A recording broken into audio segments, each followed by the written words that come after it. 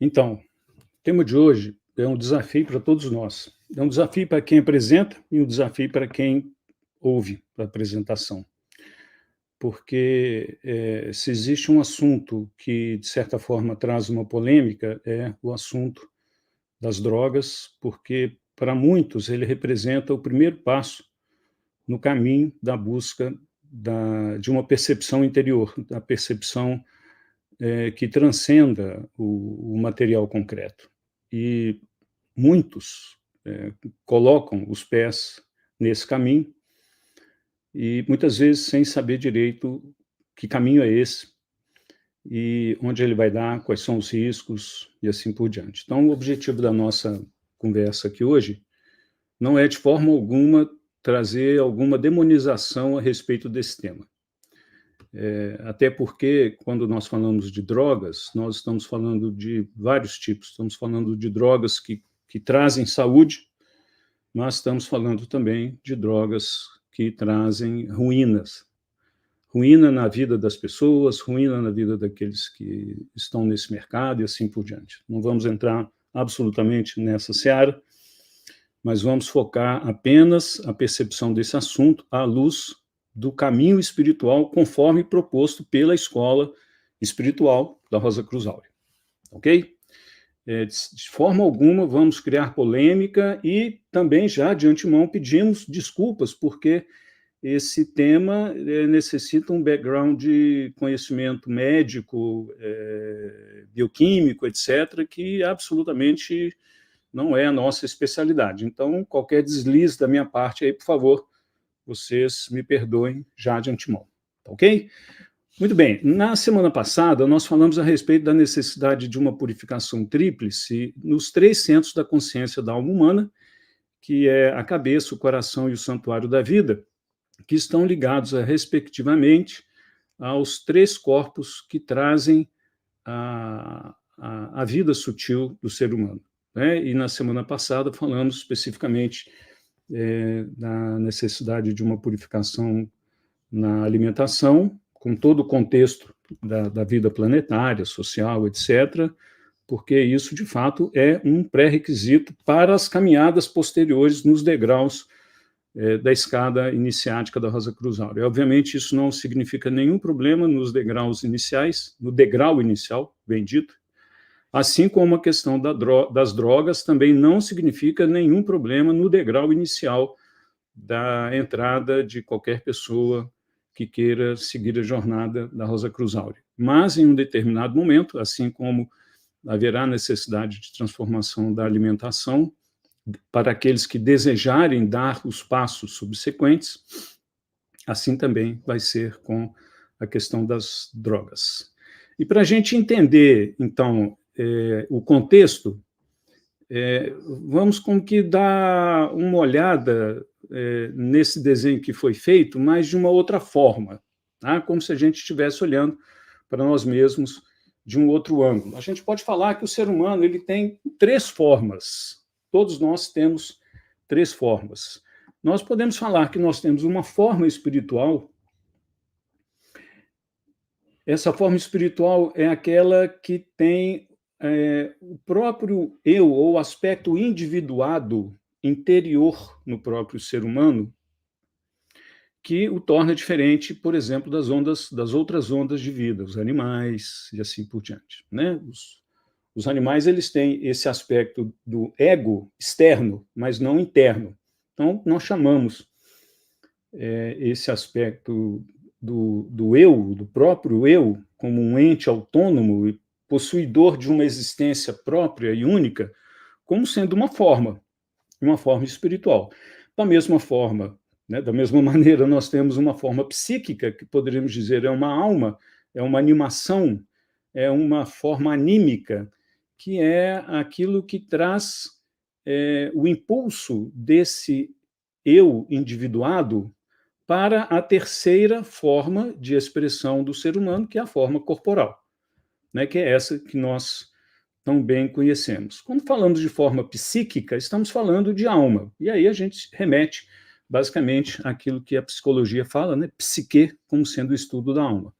Então aí estão as 3 formas da vida humana, a forma espiritual, a forma psíquica ou forma anímica e a forma corporal, física e assim por diante.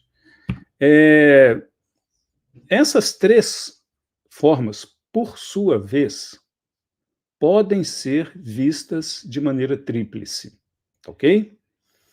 Nós não vamos entrar nesse detalhe de como é a divisão tríplice das formas que compõem o ser humano. Quem tiver interesse nisso, por favor, entre no nosso site da nossa editora, que é pentagrama.org.br. Na seção de livros, você pode baixar esse livro gratuitamente, que é Filosofia Elementar da Rosa Cruz Moderna, e lá nos capítulos 10 e 11, vocês vão ter uma explicação muito detalhada. Possivelmente vocês vão chegar à conclusão de que essa filosofia não é tão elementar assim, especificamente quando vocês lerem esses dois capítulos, porque eles trazem uma visão bastante ampla, bastante desafiadora à nossa compreensão, que, via de regra, vê o ser humano apenas como um amontoado de células com um corpo físico, assim por diante. Nesses mesmos capítulos, é mostrado que o ser humano, além dessas três formas, que, diga-se de passagem, são temporárias. Essas três formas nascem, crescem e deixam de existir. A roda de Sansara mostra isso para a gente e, mesmo que não queiramos, nós sabemos que isso acontece. Esse livro, nesse capítulo, fala, e a filosofia universal, o conhecimento universal fala, que existe também no ser humano um aspecto que é eterno. E esse sim é verdadeiramente espiritual, é a mônada, que é a verdadeira fonte da vida humana. A mônada, diferentemente das três formas comuns, vamos dizer assim, do ser humano, ela é eterna, ela é imortal. Ela como se fosse a precursor da vida humana. É da mônada que surge o ser humano que somos nós. É ela que é a nossa verdadeira origem. E nós somos buscadores da verdade, nós buscamos o espírito, buscamos encontrar a vida eterna e assim por diante, por influência da mônada. Porque as três formas, tanto o ego, a alma e o corpo, por si, são elementos que estão totalmente de acordo com a natureza. Então, eles estão em casa. Se nós olharmos para a humanidade como um todo, nós vamos perceber que existem pessoas que não estão nem aí para a busca espiritual. O seu ego está perfeitamente adaptado, o seu eu está perfeitamente adaptado à vida material. A sua psique, a sua alma está totalmente de acordo. E o seu corpo está totalmente conectado e está levando a vida numa boa, sem grandes preocupações. Por quê? Porque, nesses casos, a comunicação, que é esse arquinho amarelo entre a mônada e a forma tríplice humana, está muito fraquinha. Quando essa comunicação começa a ganhar força, nós podemos dizer que o ser humano se torna um buscador da verdade. E da mesma forma que a mônada se conecta com essas três formas, por sua vez, ela vai entrar ou vai transmitir essa sua força da busca da verdade às suas três divisões. Então, a voz espiritual monádica, ela fala no campo do indivíduo, e esse indivíduo percebe que ele precisa buscar a verdade, ele percebe que ele precisa buscar a eternidade, ele percebe que existe algo além da limitação da sua vida tríplice na matéria. Por sua vez, esse impulso, de certa forma desconhecido, vai se comunicar à sua consciência. Nós dizemos que esse impulso para a busca, ele antecede, inclusive, a memória, que é uma das características da alma humana. da psique humana. Por isso é dito ser um impulso da pré-memória. Então, quando esse impulso da pré-memória, esse impulso da busca, que se origina do elemento eterno que está em nós, e nós dizemos muitas vezes que esse elemento eterno é também dito ser a rosa do coração, o átomo primordial, a flor de lótus, o grão de mostarda. Vejam que não estamos falando nada novo aqui, isso tudo está descrito aí na história espiritual da humanidade. Quando esse impulso começa a percorrer todos os 3 elementos da vida humana, o seu eu, o seu self, os seus aspectos de consciência, e começa a influenciar, inclusive, as decisões e as ações no nível corporal, é claro que esses impulsos vão precisar se comunicar por meio do indivíduo que nós somos, a nossa forma espiritual, que vai energizar, vai tocar a nossa forma psíquica, que, por sua vez, vai fazer refletir dentro de nós mesmos quem nós somos, qual a nossa relação com o todo, que papel ocupo eu no universo e assim por diante, e, finalmente, vai nos levar como força motriz, no plano físico, corporal, vai nos levar à busca espiritual. Processo esse que cada um de nós conhece tão bem.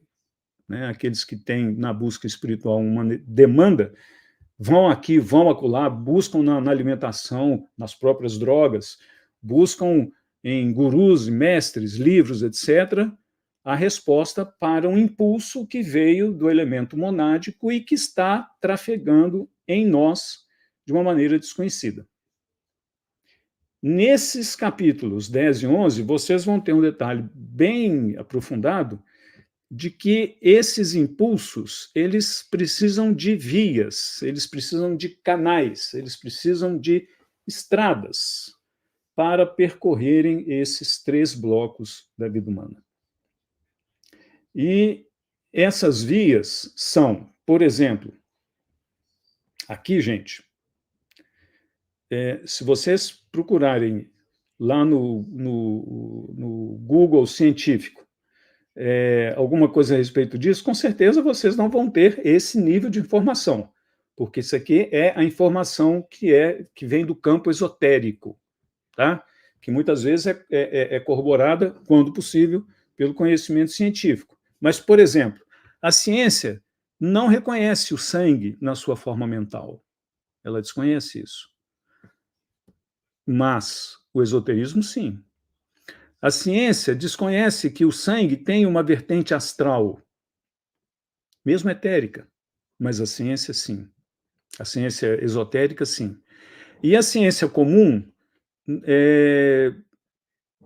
percebe apenas o sangue na sua vertente material, embora, por exemplo, a homeopatia reconheça a força etérica. Então, existem coisas que são reconhecidas como possivelmente existentes, outras não. Tá? Falar de sangue mental, astral, para talvez um professor de biologia, ele vai falar que é um ato de loucura. Mas aqui entre nós podemos falar dessa forma com muita tranquilidade.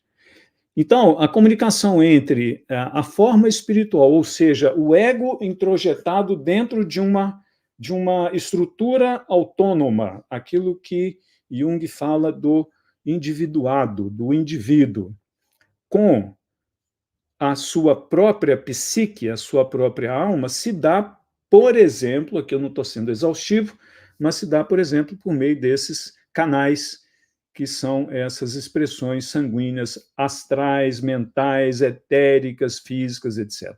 Ok? Por sua vez, quando a alma precisa se conectar com o corpo, por onde ela fala? Como a alma induz biologicamente no corpo aquilo que precisa ser realizado? Ela o faz por meio de fluidos. Então, quando nós olhamos até para o próprio sangue, que é um dos meios de comunicação da forma psíquica ou da alma com a forma corporal, nós vemos que existem elementos que estão ali passando, que nós podemos até eventualmente observar no exame de sangue, mas que tem uma expressão mais elevada que nós desconhecemos. Por exemplo, nós encontramos hormônios no sangue, mas nós sabemos que os hormônios, antes de serem elementos moleculares perceptíveis na corrente sanguínea, são formas de comunicação energética entre os chakras, que são vórtices de alimentação sutil, etérica, astral, com o corpo físico. Ou seja, a comunicação entre a forma psíquica humana e a forma física corporal humana se dá numa cascata de elementos que vem do mais sutil e vai se concretizando, se materializando até chegar no campo físico, porque a alma é um elemento sutil, energético. A forma corporal é um elemento denso. Se esses dois precisam se comunicar, e eles se comunicam, porque o corpo obedece à consciência, é preciso que haja esses elementos que vão transmitir aquilo que a psique recebeu, que foi intuído pelo eu individuado, que foi soprado pela mônada. Ok? Muito bem. Nós não vamos entrar em todos os detalhes a respeito disso, porque a gente precisaria ficar aqui um tempo, além do que nós já vamos ficar, diga-se de passagem, possivelmente nós vamos estourar um pouco o tempo, porque esse nível de detalhe, amigos, ele precisa ficar claro como cristal, senão nós não compreendemos a essência de onde nós queremos chegar com esse tema. Beleza? Então, vamos focar primeiramente, ou principalmente,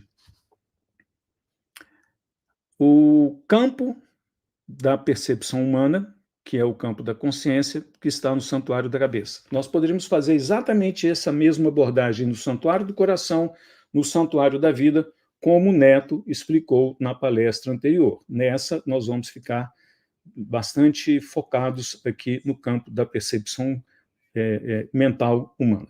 Beleza? A influência monádica, então, vai ter, na nossa abordagem, que é restritiva a esse santuário da cabeça, um campo que, na verdade, quando nós falamos de cérebro, nós não estamos falando de um cérebro.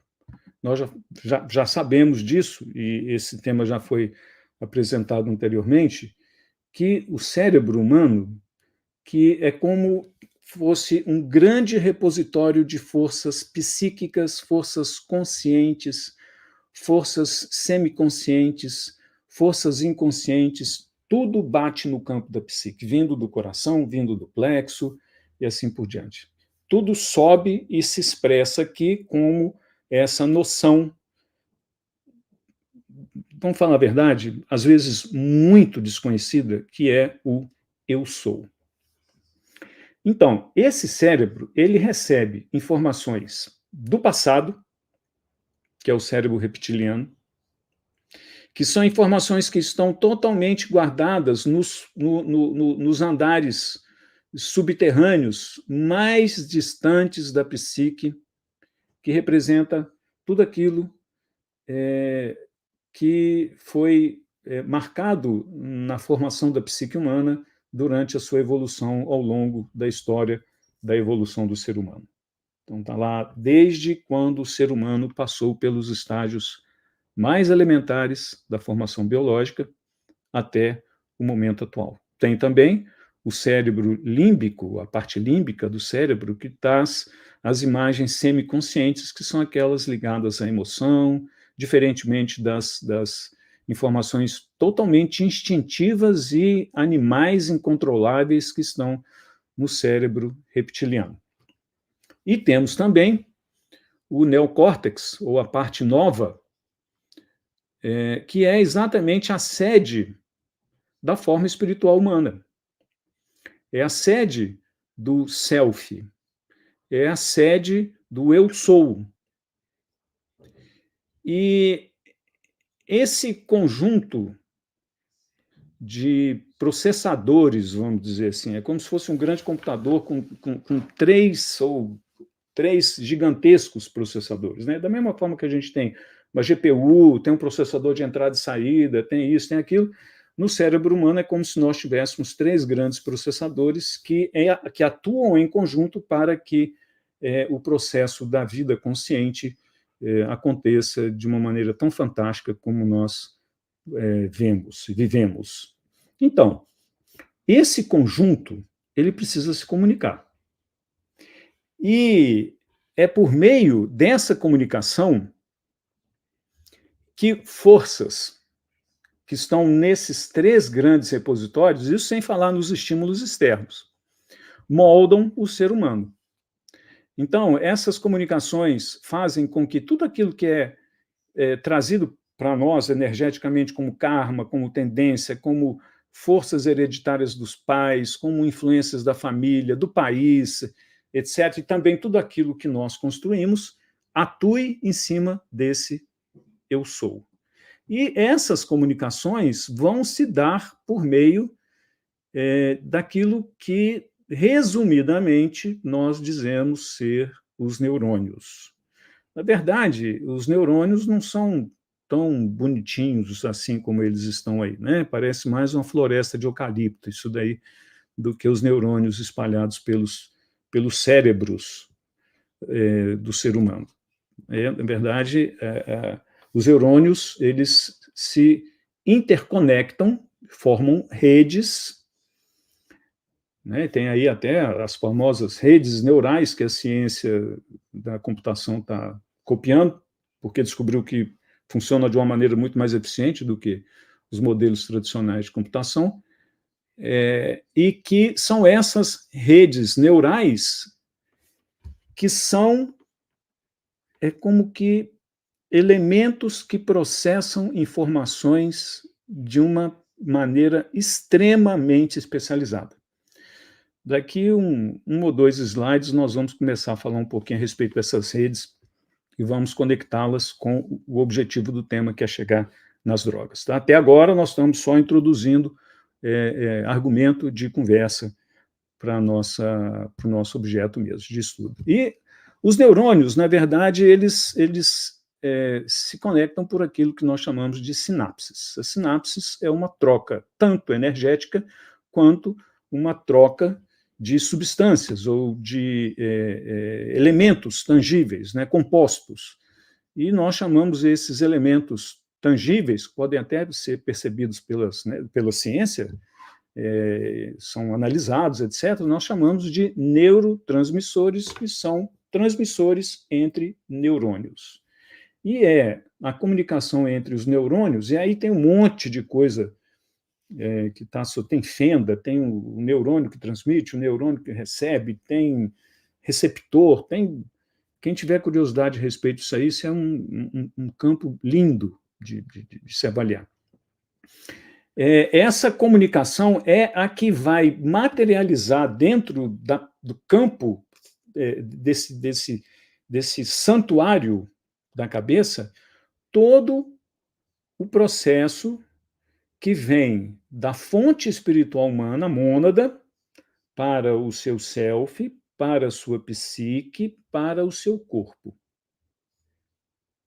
Então, o objetivo da vida humana, aquilo que está na resposta à pergunta mais misteriosa que nós podemos fazer: por que eu nasci?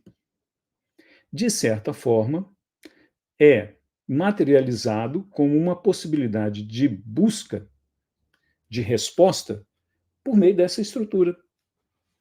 Porque essa estrutura de conexão, de novo, que vem da mônada, que passa pelo self, pelo eu espiritual, pela sua forma espiritual, pela forma psíquica ou anímica e na forma material, está magnificamente definido nessa estrutura neuronal. E é interessante que quando nós olhamos nessa figura e vemos esses raiozinhos passando de um neurônio para outro, vocês devem saber, obviamente, que a eletricidade é uma matéria astral. Então, o que passa de um neurônio para outro não é só uma substância, não é só um neurotransmissor, é matéria astral, é matéria etérica. Por isso que a comunicação entre o sangue material, o sangue astral e o sangue mental pode ser percebido nessa atividade neuronal, ok? E é essa troca tão bem orquestrada que faz com que o ser humano viva de uma maneira normal, com seus conjuntos de funções cerebrais atuando de uma maneira organizada, ordenada, etc. Tá? E essa é também a maneira pela qual nós nos expressamos por meio de uma psique estabilizada e nos percebemos como uma entidade autônoma. Nós nos percebemos como self quando todo esse conjunto funciona de uma maneira ordenada. Acontece que essa estrutura, ela não é uma estrutura individual. Não existe um neurônio conversando com o outro. O que existe são redes de neurônios. Foi muito interessante estudar para fazer essa apresentação, porque eu descobri coisas que eu absolutamente não conhecia. Existe um conhecimento, que é o das redes neuronais, que é um conhecimento que começou a esquentar no meio científico a partir de 2007. Apareceram os primeiros papers falando a respeito das redes neuronais. Em 2014, começou a aparecer, com maior detalhe, os papers que detalhavam essas redes. Tá? Esse desenho que está aí é de uma das redes, existem várias, é de uma das redes que nos interessa. Se nós olharmos para nós mesmos, quando nós estamos andando, quando nós estamos com o carro, por exemplo, dirigindo numa autoestrada, e o carro está ali tranquilo, está numa velocidade tranquila, o trânsito está bom, não tem nada, não está chovendo, está aquele tempo gostoso, o carro está ótimo, ou você está escutando ali uma musiquinha, ou você está ali dirigindo e pensando na vida. O seu modo de funcionamento nesse momento é regulado por um tipo de rede neuronal. Existe um conjunto de atuação funcional dentro do cérebro que coloca o conjunto da vida humana funcionando no modo padrão. Então, essa rede, que é chamada de DMN, Default Mode Network, ou a rede de modo padrão, é uma rede que controla o ser humano quando ele não precisa focar a sua atenção. É quando ele está fazendo tudo de maneira relaxada. Quando ele está tocando a vida sem ter que prestar atenção. Por exemplo, quando você está dirigindo. Tá? Ou quando você pega uma água e bebe despretensiosamente. Você não precisa pensar, isso aqui é H2O, é isso, está dentro. Não, você pega o copo d'água e bebe. Quando você está falando sobre o passado, fala, eu nasci assim, a minha infância foi assim, tal, meus pais eram de não sei onde. Quando você está falando a respeito de pessoas, quando nós estamos vendo álbuns de família, álbuns de retrato, quando nós estamos contando historinha, contando a historinha para o filho, para o neto, tudo aquilo no qual a nossa essência kármica, psíquica, individual, fala sem filtro, olha que interessante, acontece por causa da rede de modo padrão, a DMN, que toma conta do funcionamento do cérebro.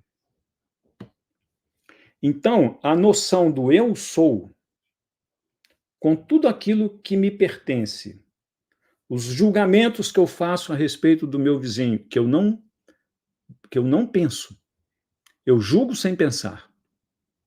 Eu critico sem pensar. Muitas vezes eu dirijo sem pensar. Tudo isso acontece porque essa rede padrão está tomando conta. É o piloto automático cerebral. Ok? Agora, quando nós precisamos ter interação social, quando eu vou numa festa, eu encontro pessoas que eu não conheço, quando eu estou no estresse, quando eu estou focando um relatório que está na minha mesa que eu preciso tomar uma decisão. Quando eu tenho uma atenção externa focada, essa rede default, ela cai fora. E entram outras redes. Ok? Não vamos entrar nesse detalhe aqui, porque o que nos interessa é simplesmente falar de duas redes. Essa que é super importante e de uma outra que é a rede de saliência, ou Salience Network, a SN. Isso tudo tem a ver com o tema de hoje. Então, perdão, está indo nesse nível de detalhe. A rede de saliência, ela detecta, ela filtra, ela integra, ela prioriza os estímulos que chegam no cérebro. É ela que modula a atenção. É ela que coordena as respostas emocionais que nós damos. E é ela que ativa outras redes. Então, estou no modo default, estou dirigindo o carro na estrada, o carro está tranquilo, acende uma luz vermelha no painel. Por exemplo, acabou a gasolina, ou o óleo esquentou, ou o pneu furou, ou vem um caminhão fazendo uma loucura no outro lado da estrada. A rede de saliência, ela toma o controle da rede padrão e ela começa a decidir o que fazer dentro do cérebro. Então, por exemplo, se era um carro que estava vindo correndo demais, você começa a prestar atenção no carro. O carro passou, você continua na sua estrada. A rede de saliência, ela percebe que o estresse passou, aquele estresse momentâneo, entrega de novo para a rede padrão. E a rede padrão continua, a rede cerebral padrão, continua tocando a viagem daquele momento. Ok? Mas se o pneu furar e você está correndo, aí você tem que tomar uma decisão. Essa decisão não pode ser tomada na maneira como você dirige normalmente. Você tem que coordenar, você tem que ter um processo executivo naquele momento, que é segurar o volante, frear, ver se não tem ninguém que está na frente, se você está no meio da estrada, etc, etc. Você precisa executar ações. Então, a rede de controle, a rede de saliência, chama a rede executiva central. E é a rede executiva central que, naquele momento, vai tomar a decisão sobre o que fazer. É por meio disso tudo que a mônada fala. É por meio disso tudo que a forma espiritual se expressa. É por meio disso tudo que a psique atua, e é por meio disso tudo que a nossa forma corporal vive e se expressa. Tá ok? E tudo isso tem como origem a necessidade de expressão da forma espiritual humana original. Então, é nesse contexto complexo que deve existir uma mudança por meio da transformação dos elementos psíquicos nas redes, nas transformações cerebrais que devem assumir outros papéis quando a iniciação, a iluminação e a libertação, que são 3 etapas macro do processo espiritual, tomam conta desse campo fantástico, que é o campo do self, o campo da psique e o campo do corpo. Porque todas essas interações, elas vão mudar de maneira significativa. Elas vão ter outros estímulos. elas vão ter outros tipos de sinapses. Elas vão se ligar a outras energias astrais, que são as energias astrais que vêm da mônada, e não as energias astrais etéricas do mundo material. Então, na verdade, todo esse contexto é o suporte bioquímico para aquilo que nós chamamos libertação. Beleza? E como que as drogas atuam nisso tudo? É aí que a gente entra no tema de hoje. Falamos aqui com mais de meia hora. Para entrar nesse assunto, a gente precisa saber que existem drogas e drogas. Muitas delas são de uso corrente na medicina. E como nós dissemos no começo, nós não vamos demonizar nenhuma delas. Até porque existem drogarias, né, que vendem legalmente drogas. Muitas delas são utilizadas em tratamentos sérios, com acompanhamentos responsáveis, e levam à cura de muitas disfunções da vida humana. E somos muito agradecidos pelo fato de que a indústria farmacêutica fabrica esse tipo de coisa e que médicos, psicólogos, psiquiatras, dentistas e tudo mais, toda a classe de profissionais da área da saúde, né, entendem isso e sabem lidar com isso. Mas existem drogas que, por exemplo, vão trazer efeitos colaterais quando saem da esfera do uso, vamos dizer assim, orientado. Os estimulantes, por exemplo, a cocaína, a anfetamina, a nicotina, etc., né, até mesmo o inocente cafezinho, a cafeína, né, até aqui com a camisa aqui, cafezinho, eles aumentam a atividade do sistema nervoso central. E desde que bem controlados, eles vão liberar neurotransmissores. Dopamina, a noradrenalina, que é aquela que dá que entra quando você tem um estresse curto, né? Ou porque você teve um prazer instantâneo, ou porque você está em perigo. A serotonina, que é o neurotransmissor do bem-estar. Mas, quando usados indevidamente, os estimulantes, eles têm uma função, de certa forma, perigosa. Eles bloqueiam a recaptação dos neurotransmissores. Então, a gente tem uma descarga de dopamina ou uma descarga de serotonina e aquilo passa. Você tem aquele momento de prazer, de satisfação, de autoafirmação, mas aquilo vai passar, porque a vida não é só ter aquele prazer. E na medida em que a pessoa toma uma cocaína e a recaptação da dopamina, por exemplo, é bloqueada, a pessoa entra num ciclo em que o trade-off de você ter a dopamina começa a se mostrar.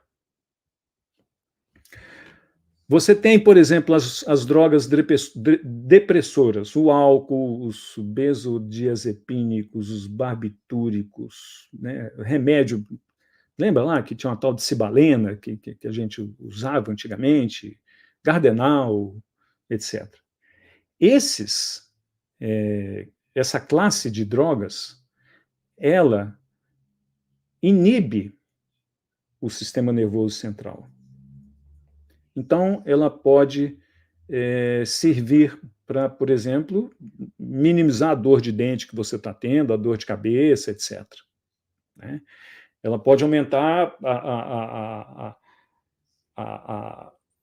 por exemplo, o hormônio que é o hormônio do relaxamento, GABA, ele entra na corrente sanguínea e baixa a tensão. Só que se você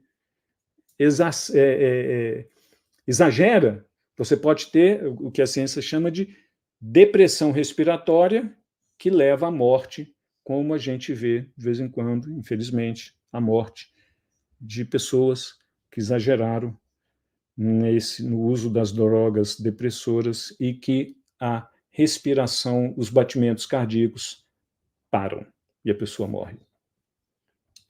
Tem um outro tipo, que é a morfina, a heroína, a codeína, etc., etc.,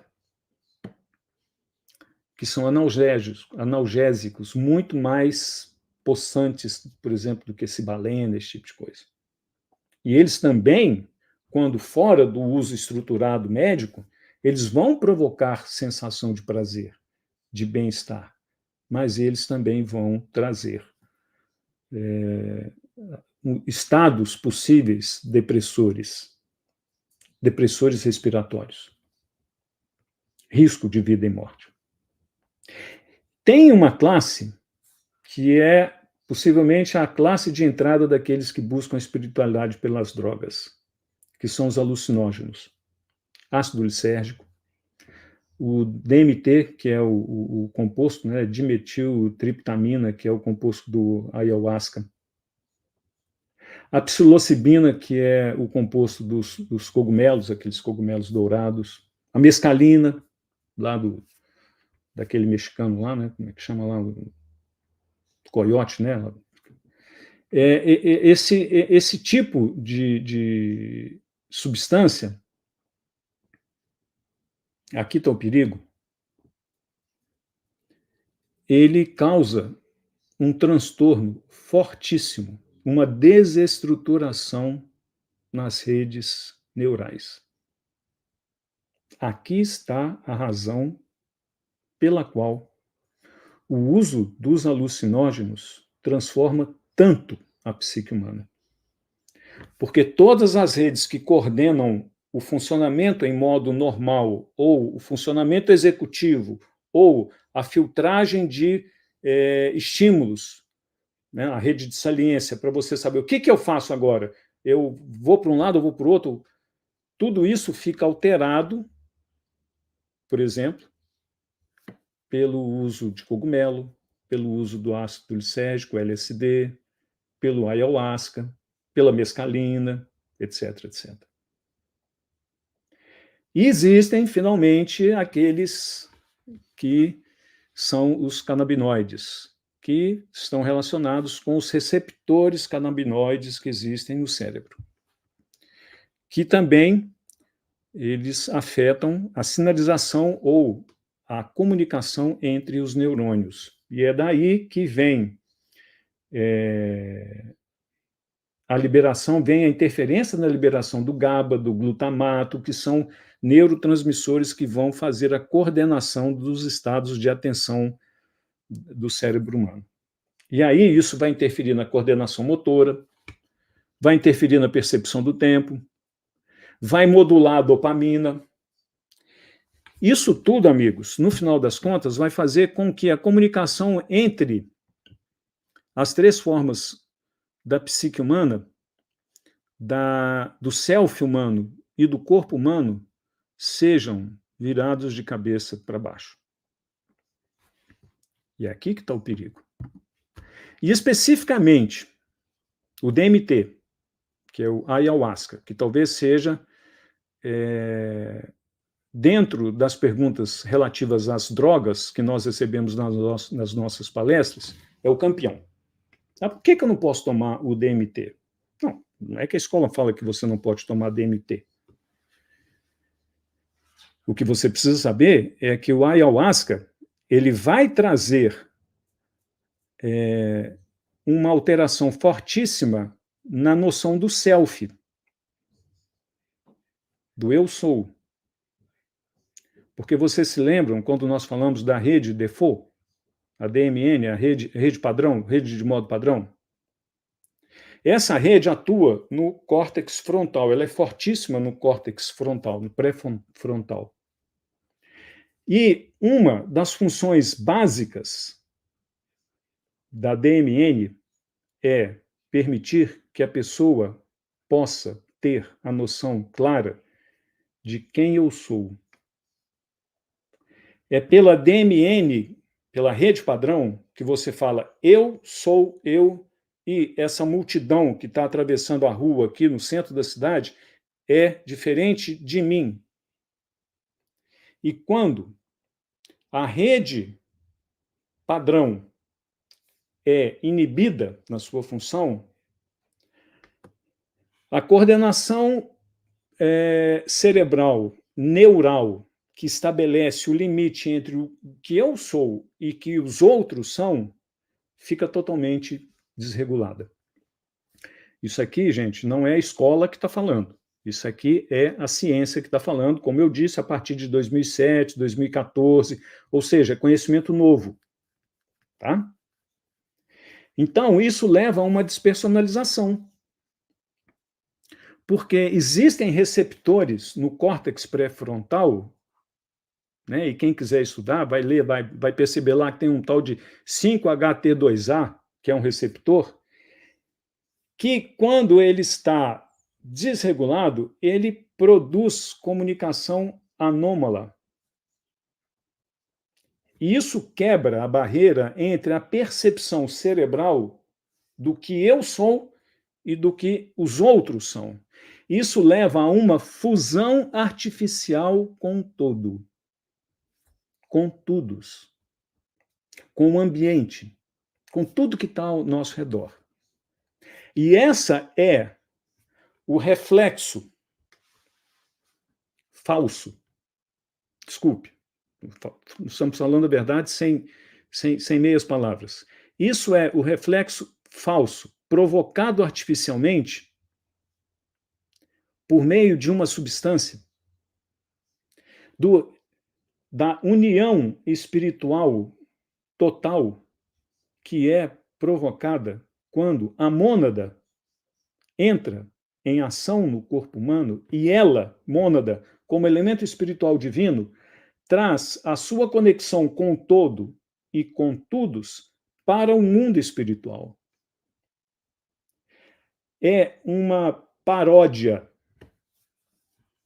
à comunicação anômala que leva a uma percepção dessa, entre aspas, unidade universal por meio da alteração do receptor 5-HT2A no córtex pré-frontal por causa da dimetiltriptona, não me lembro lá o resto, do DMT, da ayahuasca. Essa superação do self é tão séria, mas tão séria, que nos últimos anos começaram a surgir estudos que as experiências de quase morte e a DMT da ayahuasca produzem efeitos semelhantes. O processo de morte, por aqueles que passaram pela experiência de quase morte, produz cerebralmente desconexões que são equivalentes às desconexões que a ayahuasca produz. Existem também processos que levam à queda, por meio dessa queda temporária, entre o que eu sou e os outros são, uma sensação de transcendência. Mas essa sensação de transcendência, esses insights profundos, antes de serem espirituais, eles são resultado de processos bioquímicos forçados, que inclusive são medidos pela ciência. A alteração nesses receptores do córtex pré-frontal cria e amplifica uma hiperconectividade que cai fora da rede de modo padrão. Isso faz com que áreas neurais que não deveriam se comunicar comecem a se conectar. E isso leva, porque essas áreas são estanques, são especializadas, e quando elas se conectam por meio de sinapses alteradas, elas levam a percepções borradas, a experiências que são multifacetadas. Por exemplo, você pode ver a cor do som, você pode ouvir cores, você pode ter os mecanismos de memória totalmente alterados,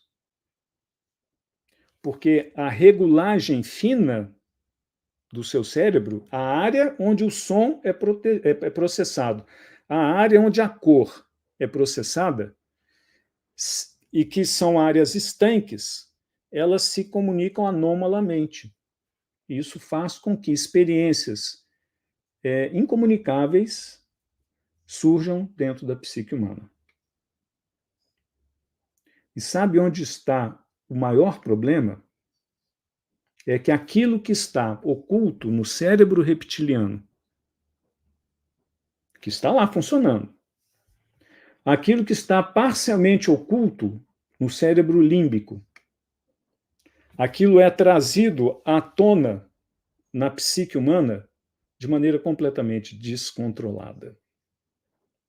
Porque aquele que está usando essas substâncias interferiu nos mecanismos de segurança que a própria natureza colocou ao criar em cima do cérebro límbico, do cérebro reptiliano, o cérebro límbico, e em cima do cérebro límbico, o neocórtex, de tal forma que os três trabalhem em conjunto de maneira ordenada. E é por isso, amigos, que uma escola espiritual vai propor coisas completamente diferentes. Ela vai propor um novo self, que é endógeno, ou seja, vai nascer de dentro para fora, ele não vem de fora para dentro. Ele é um self espiritual. Ele vai propor a transposição do ego a partir da consciência limpa. Por isso esse tema se encaixa como um tema basilar quando um aluno do primeiro aspecto vai para o segundo aspecto. Nós falamos claramente, você quer ir para o segundo aspecto? Ótimo. Seja bem-vindo, seja bem-vinda. Mas você vai ter que deixar isso aqui de lado. Por quê? Por causa disso tudo que nós estamos falando aqui agora. Porque se a nossa consciência não estiver limpa, funcionando de maneira tranquila e inalterada, o processo de comunicação entre a mônada, o eu, o self humano, a psique humana e o corpo humano vão ficar birutados.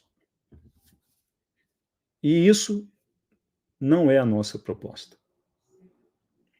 Se os índios fazem isso na Amazônia, isso está no contexto da evolução deles. O homem ocidental é o homem ocidental. Ele tem que trabalhar a consciência primeiro, por ela mesma. E é por isso que nós precisamos ter a transfiguração ou a transformação dos 3 centros de consciência, como foi começado a falar na semana passada, né, pela questão da alimentação, etc. Precisamos ter a transcendência estrutural concreta, não artificial e temporária. Não enquanto dura a ação de um DMT, não enquanto dura a ação da mescalina ou da cocaína. E nós precisamos superar o egocentrismo, que, no fundo, é o elemento que está por detrás de tudo isso. E é só a superação do egocentrismo é que vai nos permitir que nasça uma nova psique, que expresse um novo self, que tenha como base existencial um novo corpo e que conecte com a força original da vida humana, que é a mônada.